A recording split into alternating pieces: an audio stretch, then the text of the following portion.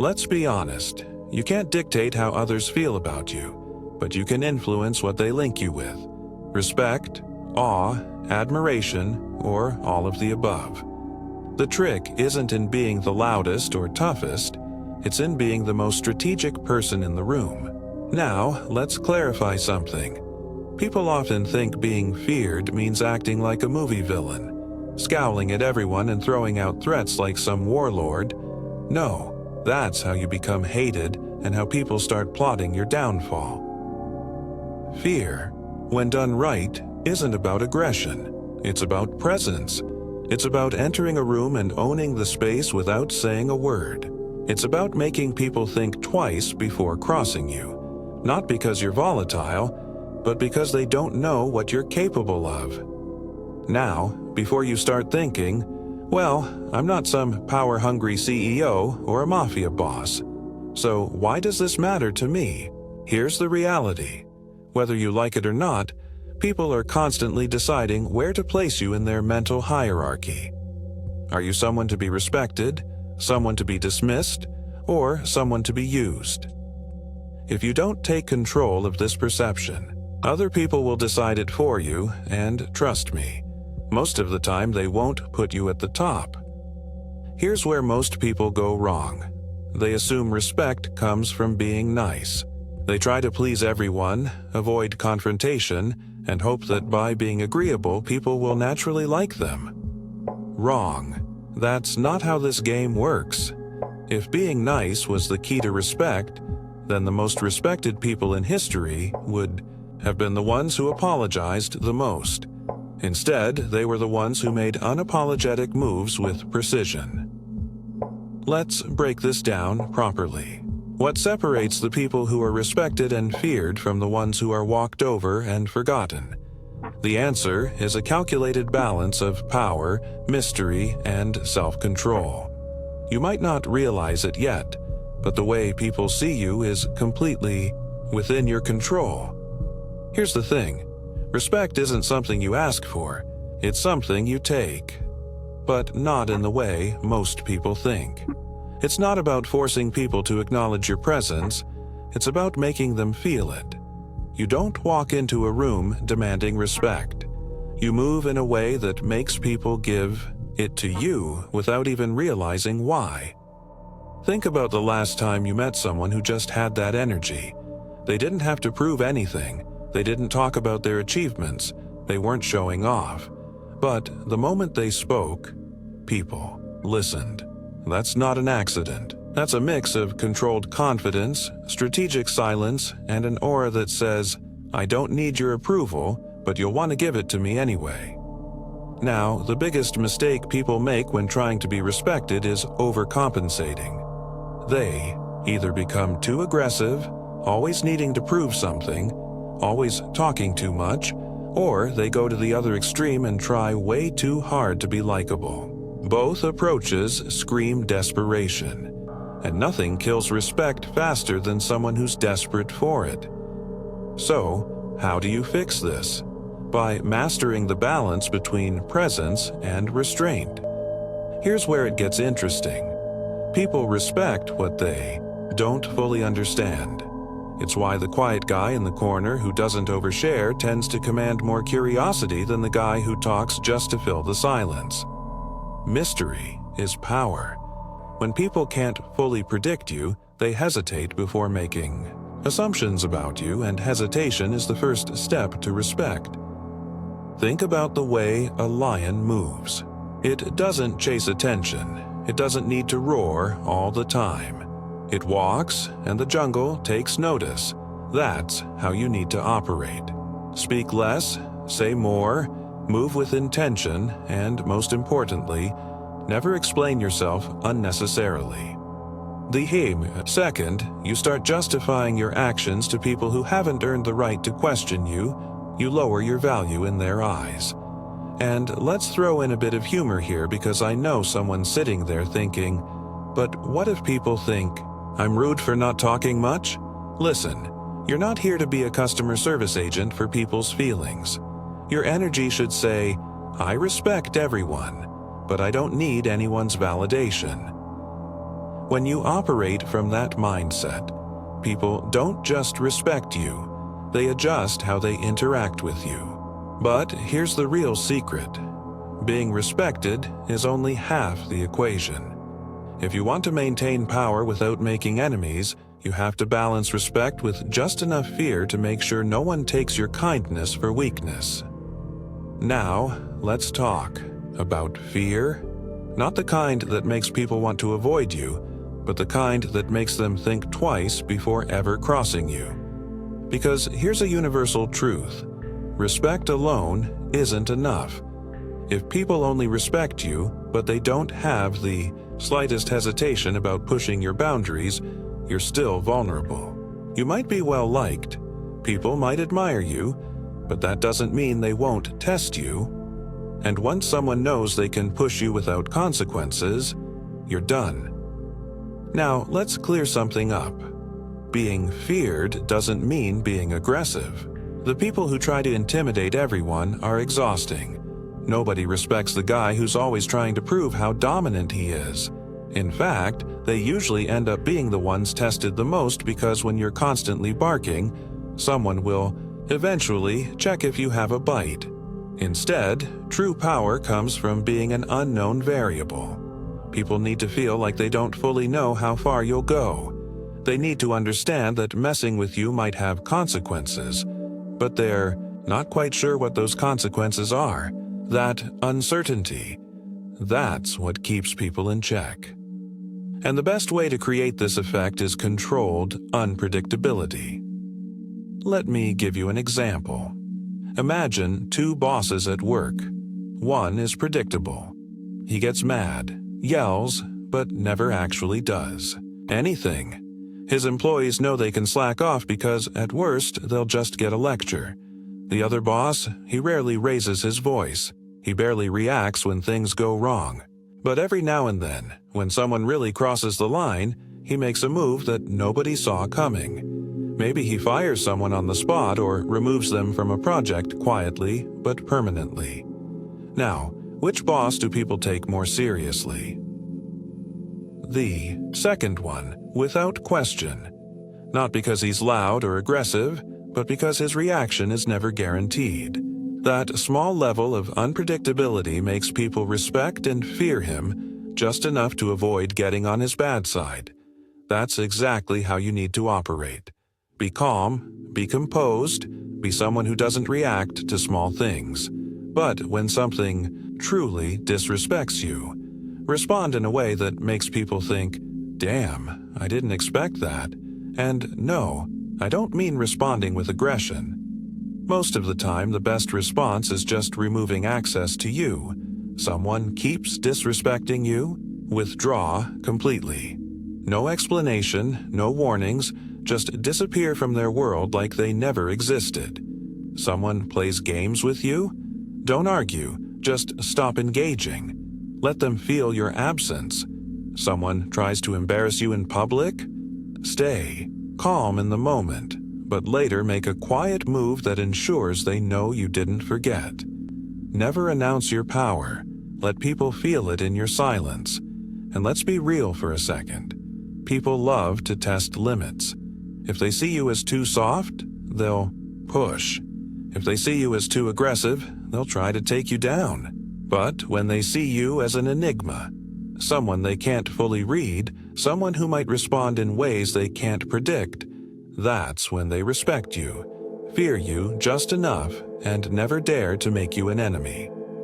Now, you might be wondering, right, but how do I balance this without turning into some emotionless robot?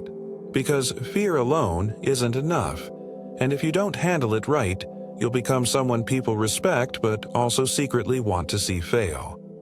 And here's where most people get it completely wrong. They think that to command respect and instill a bit of fear, they have to be cold, detached, or worse, outright cruel. But that's the exact opposite of what actually works. See, people don't hate those who are feared. They hate those who make them feel small. They hate those who go out of their way to dominate or belittle. If you want power without resentment, you need to master the balance between strength and approachability. Think about the kind of person who walks into a room and, without saying a word, people notice. They're not loud, they're not seeking attention, but something about them commands it. You know why? Because they project a calm, unshakable energy. They don't need to act tough, people just sense that they're not to be messed with. And that comes down to something incredibly simple: presence. Most people think being respected is about how they talk. In reality, it's about how they hold themselves in silence. You ever notice how the most powerful people in a room are usually the ones who say the least? That's not by accident. It's because when they do speak, people listen. Now, compare that to someone who constantly needs to assert themselves. They feel the need to prove how dominant they are in every conversation. They're loud, always cutting people off, making sure everyone knows they're in charge. But here's the reality: nobody actually respects them. People tolerate them, sure, maybe even fear them a little, but deep down, they can't wait for that person to fail. So, what's the difference? The ones who command true respect and a little bit of healthy fear understand something crucial. The less you say, the more weight your words carry.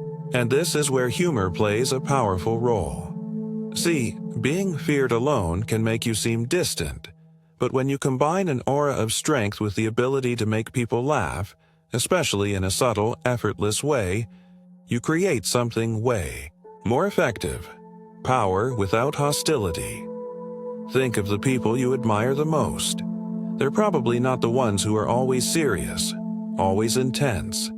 They're the ones who, despite their strength, can drop a single sharp, well-timed joke that makes the whole room lighten up without ever losing their authority.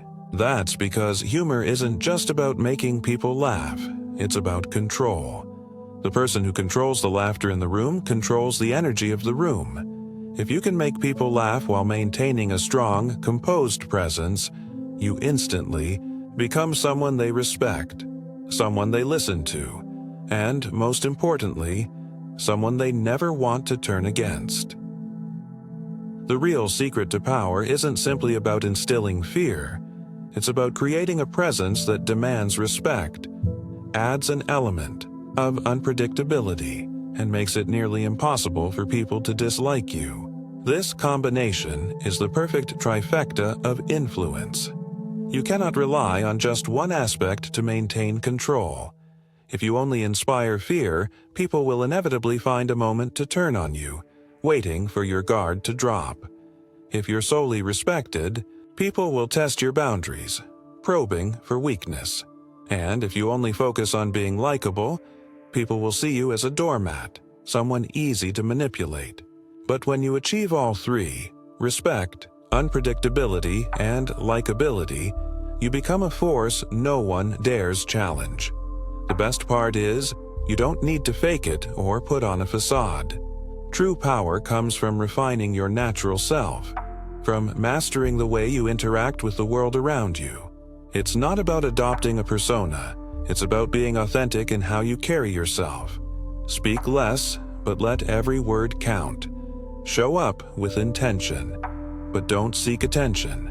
Understand when to remain serious and when to add humor, or levity, breaking tension without losing control. Mastering this balance creates an aura of confidence and power that others cannot help but respect. You'll reach a point where you no longer need to prove yourself to anyone, because people will instinctively recognize your worth and authority. In that moment, you become untouchable. The real misconception people have when it comes to fear and power is that they confuse it with intimidation. They think power is about creating a sense of unease, about making others nervous around them. But that isn't power at all. It's simply insecurity masked as dominance.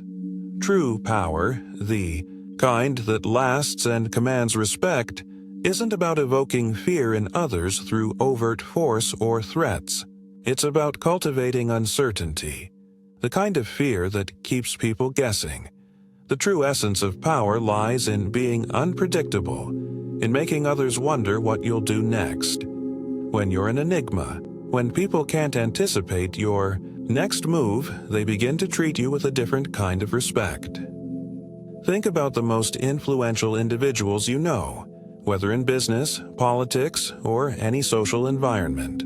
The ones who exude genuine respect are often the ones who are just slightly unpredictable. They don't act according to what people expect of them.